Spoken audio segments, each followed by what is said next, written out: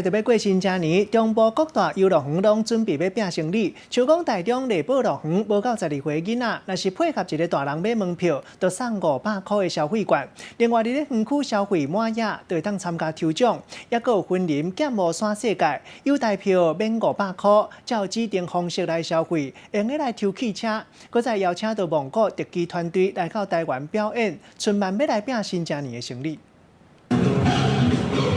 对闽国来的极限特技，3个人先用人踏人来咧跳绳啊，为这场表演早来做高调，刷落来展示大幕民族射箭的技术，用手射箭你一定看过，但是用脚射箭就有够稀奇啊吧？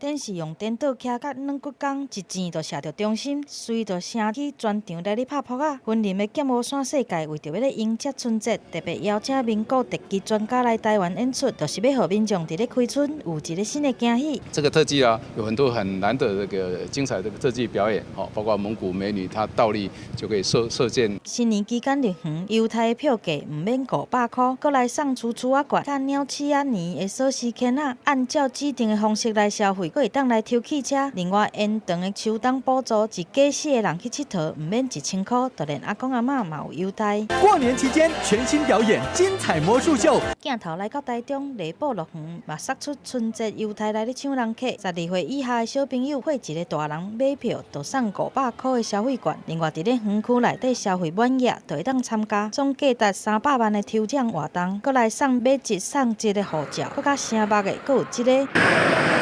丽宝赛车场甲中华车会合作打造中部第一座囡仔交通安全教育馆，全部是按照真的来咧设计，让小朋友会当哪算哪学习道路安全的知识。寓教于乐，安全教育从儿童扎根。中部的游乐园春节正式开展，杀出新的活动办法甲表演，阁有优待介绍，就是要伫7天的年假来冲这个春节出游的商机。记者综合报道。